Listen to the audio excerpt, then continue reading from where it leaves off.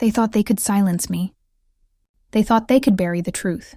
But what if I told you the evidence they tried so desperately to hide is now in my hands? Get ready, because I'm about to expose everything they tried to keep secret.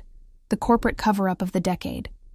My name is Ava, and I risked everything to bring you this story. Imagine risking everything to expose a massive corporate cover-up, only for the company to come after you with full force. They tried to bury my whistleblower evidence, but they failed. Today, September 27, 2025, I'm revealing the shocking documents they hoped would never see the light of day. What happens when a multi-billion-dollar company tries to erase your existence and suppress undeniable proof of their wrongdoing? You fight back. I have the receipts, the undeniable evidence that they tried to bury forever. You won't believe what I'm about to show you. It started not with a bang, but with a simple, unsettling discrepancy in a quarterly report. I was a respected senior analyst, privy to high-level data. I saw a number that defied logic, a financial anomaly so egregious it couldn't be dismissed as a simple accounting error. That was the moment I realized something was deeply, fundamentally wrong within the company. My role required diligence, so I followed the anomaly. I found not a mistake, but a pattern, a deliberate, calculated scheme to misrepresent our liabilities to boost investor confidence. It wasn't incompetence. It was fraud, executed at the highest levels. The scale of it was dizzying. I spent weeks double-checking my calculations, praying I was wrong. I wasn't. My initial reaction was procedural. I attempted to raise concerns internally, using the official anonymous ethics channel. I documented everything meticulously: the report, my findings, and the time of submission. The channel promised security, but I received no formal follow-up. Instead, the pushback began immediately, though subtly. My access to certain databases was revoked. My team meetings were suddenly canceled. The environment shifted from professional to chilling. The quiet, unspoken truth was that my ethics report had been routed right back to the people it implicated. I started feeling watched. My office conversations felt hollow. Then came the subtle threats. A performance review suddenly downgraded despite years of excellence. A casual comment from a superior about the importance of team players and loyalty. I had a stark choice: participate in the silence or risk my entire career. The chilling feeling of isolation became constant. I realized I wasn't dealing with individuals, but a vast, self-preserving corporate organism designed to eliminate threats. The truth was the threat. But once you see something that compromises thousands of people, investors, employees, consumers, you can't unsee it. That responsibility became the heaviest burden I had ever carried. The silence was over. The company realized I wasn't going to back down. The corporate crackdown moved from quiet warnings to a direct, professional assault designed to discredit me entirely. They knew they couldn't fire me immediately without triggering suspicion, so they opted for character assassination. The escalation was brutal. My calendar was filled with impossible deadlines. My work was over-scrutinized, then undermined. They created a climate where my competence was constantly questioned. This was a classic tactic: isolate, frustrate, then terminate for performance. The goal was simple. If I ever spoke out, they could point to my recent disciplinary issues and dismiss me as a disgruntled, unreliable former employee. Then came the evidence suppression tactics. I logged onto my system one morning to find key internal emails, the ones that detailed my original concerns, had been mysteriously deleted from the server archive. Documents I had flagged were altered or completely disappeared from shared drives. They were systematically cleaning the digital slate, using their own technological infrastructure to erase the truth. I learned to live in a state of high alert. Every conversation was assumed to be monitored. Every digital move felt risky. The emotional toll was immense. The isolation of fighting a powerful entity is soul-crushing. You realize the system isn't built for justice. It's built for power. I lost sleep, I lost trust, and I lost my sense of safety. I was essentially running an espionage campaign from inside the very fortress I was trying to expose. I realized I couldn't trust their systems, so I had to go completely analog and external. This shift in thinking, from playing their internal game to building my own external evidence chain, was critical for my survival and the survival of the truth. My fight transformed from defense to offense. I knew I needed irrefutable evidence, documents that could not be dismissed as rumor or speculation. I reverted to old-school methods: printing, physical notes, and meticulously cataloging data in systems entirely outside the company network. I risked my job daily, working late, moving through the empty halls like a phantom, downloading and encrypting files onto external drives. The obstacles were daunting.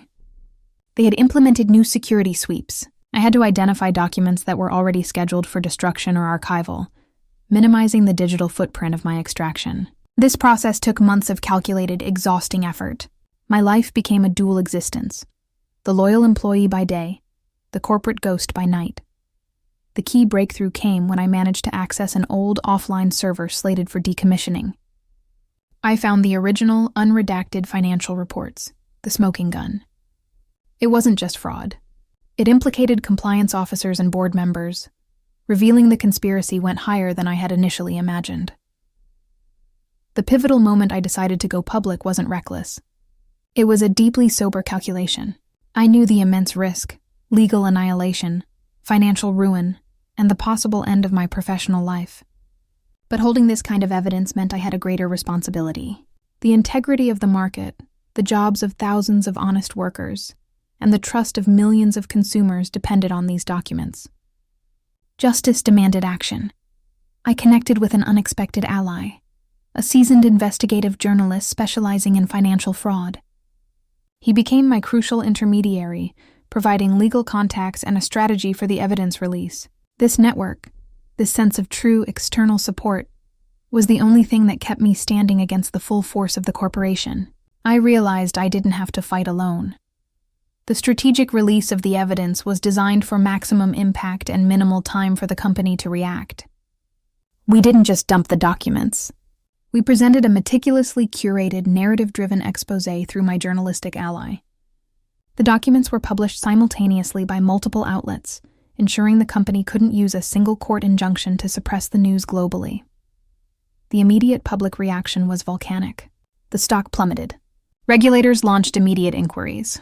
The sheer volume and clarity of the evidence left no room for denial. It was a victory for truth, but it was just the beginning of the war. The company's reaction was a study in corporate panic and brute force. Their frantic damage control involved a multi-pronged attack. First, they issued vague denials. Second, they launched a ferocious legal counter-narrative, painting me as a disgruntled rogue employee who had stolen company property and violated security protocols. Third, they went personal, leaking damaging but false rumors about my professional conduct to smear my reputation. The ongoing legal battles are extensive and relentless. The company has vast resources. I have truth and a small, dedicated legal team funded by whistleblower protections and public support. The personal sacrifices made for justice have been immeasurable. My savings are depleted, my career path is permanently altered, and the daily threat of litigation is a constant shadow. Yet every day that the evidence remains public, every new subpoena issued by a government regulator, confirms the sacrifice was necessary. The legal fight is long and complex, but the narrative has shifted irrevocably. The public understands that a company that fights this hard to discredit a single former employee is desperately hiding something. The core evidence, the documents I risked everything to retrieve, has stood up to every challenge. They cannot deny the numbers. One of the most profound lessons has been the critical importance of documenting everything. Not just the fraud itself, but documenting the process of whistleblowing. Every meeting, every threat, every email, time-stamped and stored externally. Your defense against a corporation is a meticulous audit trail of your own integrity. I also discovered the extraordinary power of public pressure and social media in holding corporations accountable. The mainstream media may be slow, but social media instantly amplifies the truth, creating a critical firewall against corporate attempts at suppression.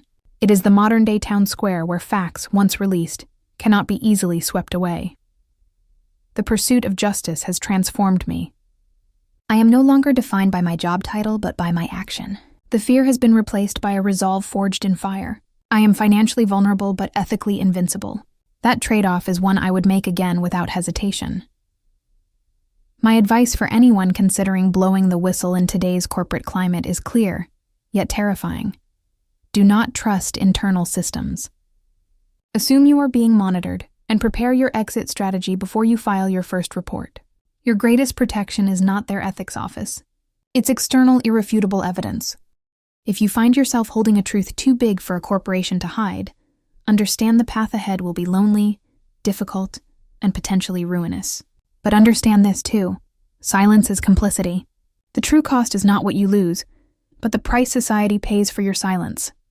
The fight is far from over, but the truth is out, the evidence is public, and the company has been exposed. I lost my career, but I saved my integrity. And that, I've learned, is the only currency that truly matters. If you believe in the power of truth and corporate accountability, please like this video, share this story, and tell me your thoughts in the comments below. We must stand together against the shadows. Thank you for listening.